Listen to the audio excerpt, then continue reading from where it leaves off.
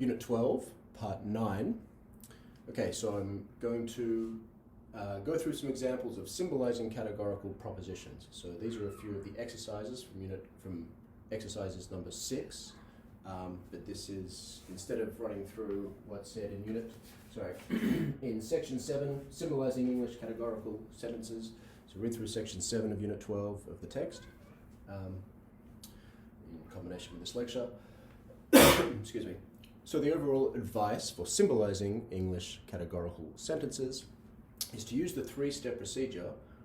Step 1, identify the overall form of the sentence, right? Which means identify it as A, E, I, or O, and put that form down, lay that form down, right? So if you recognize the sentence as universal inclusion, you write down lay down the form of universal inclusion. 3-step procedure. Step 1, identify the overall form of the sentence.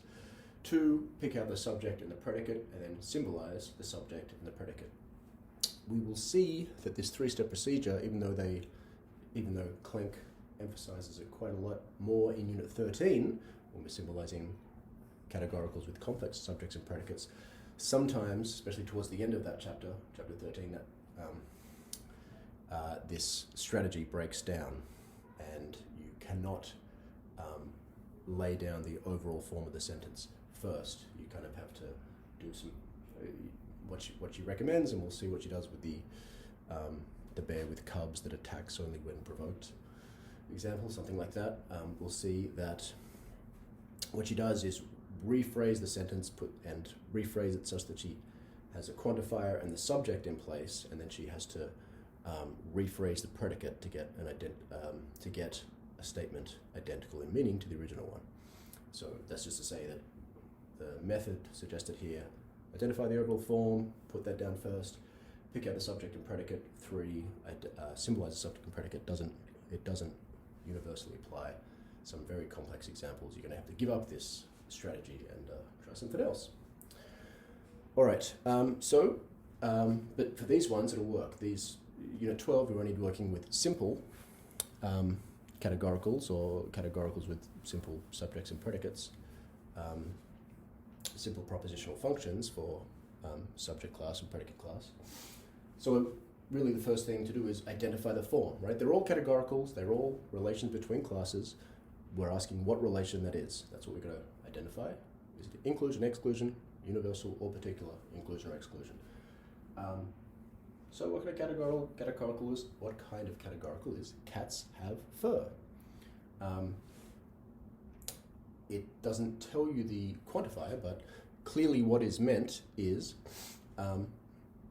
all cats have fur, right? This is universal inclusion. Cats have fur.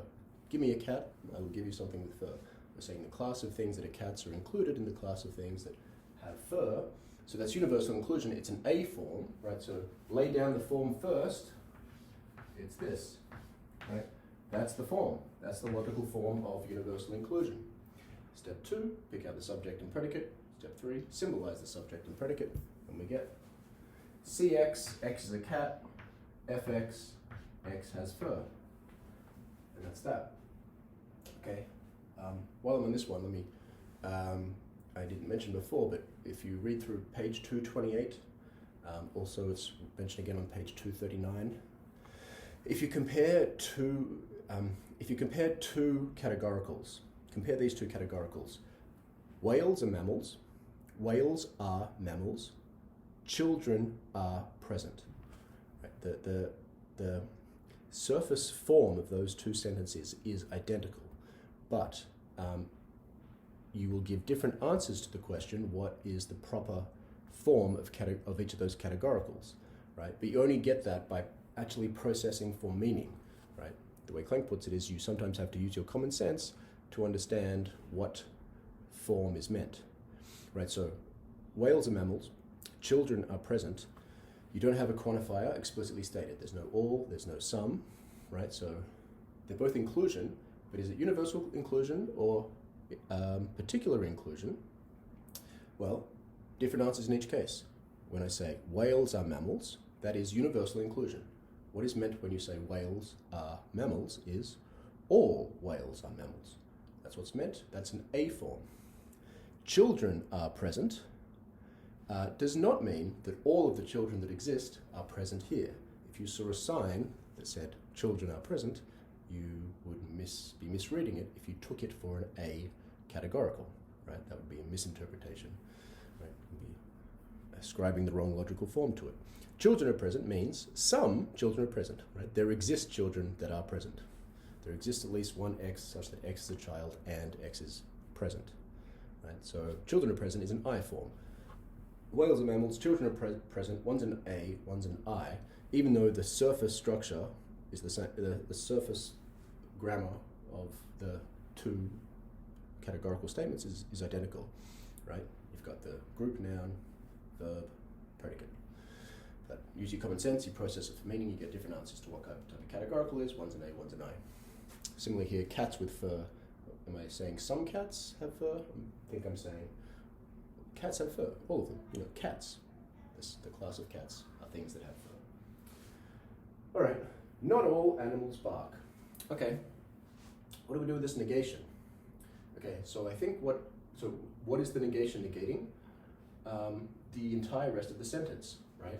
The negation is the major operator of this thing, right? So this is what I do when I see this, when I see a sentence, and again, so this is a general strategy tip.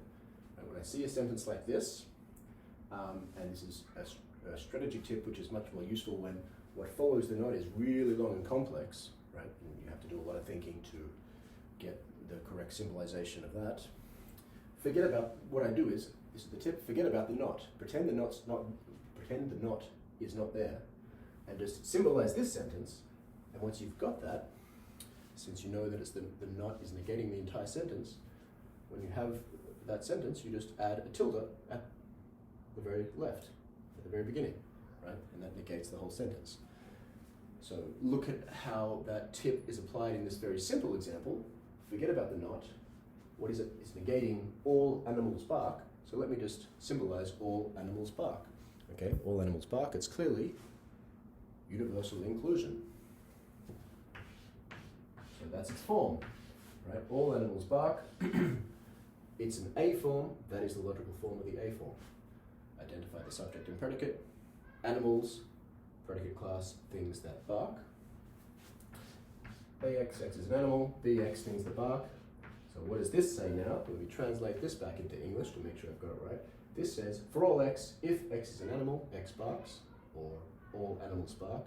Oh, I forgot to put that's not equivalent to this. I forgot to put that negation sign on. That's what you should do, right? Do the all animals bark, forgetting about the not, the logical form for that, and then just add the not on at the end. Put a negation at the very left, you've got that. So what does this say? It is not the case that for all X, if X is an animal, then X barks. More colloquially, not all animals bark. It's not the case that all animals bark.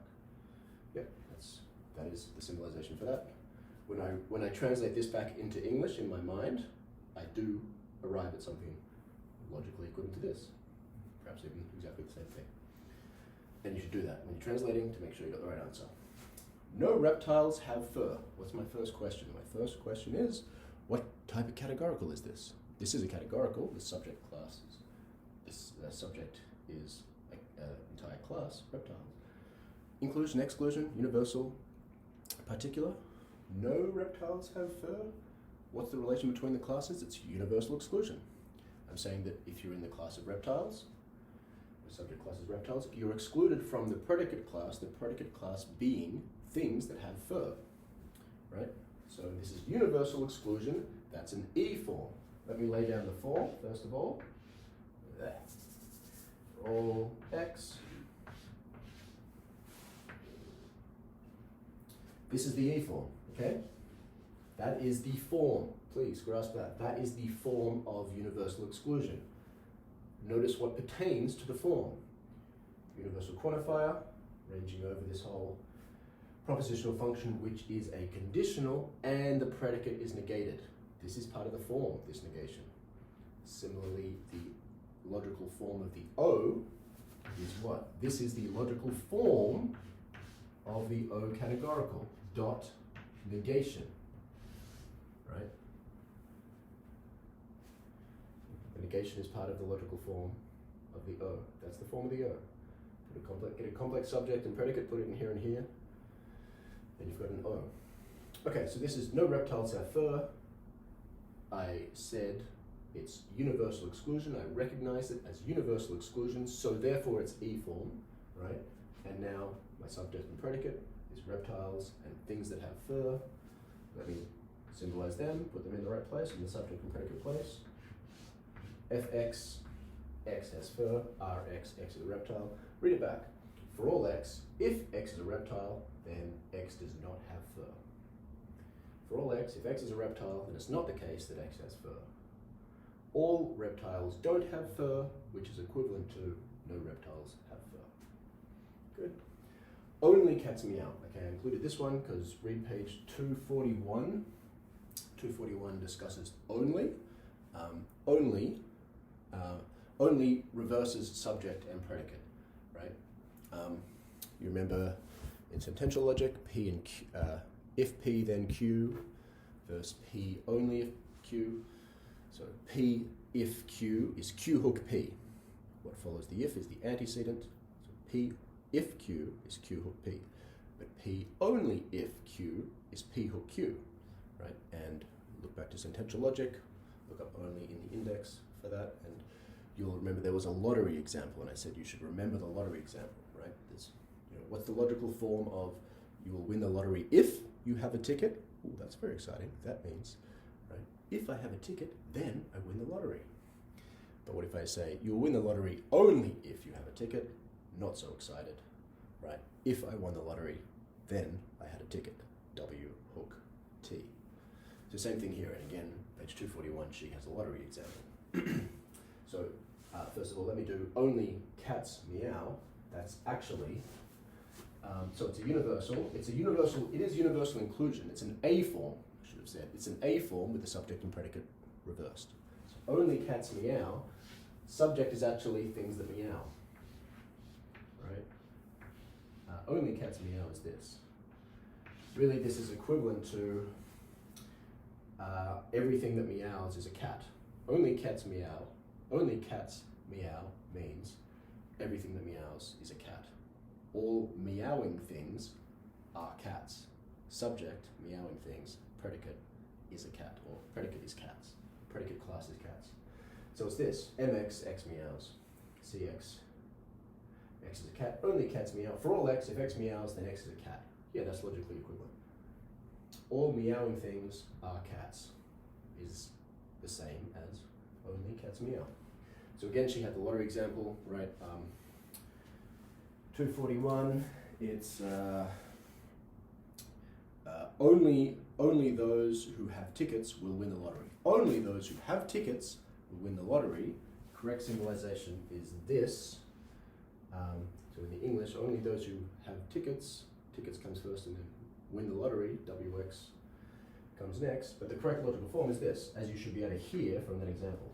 Only those who have tickets win the lottery. That means for all X, if you won the lottery, then you had a ticket. That's what that means. All right, I think that'll do for Unit 12. Okay, so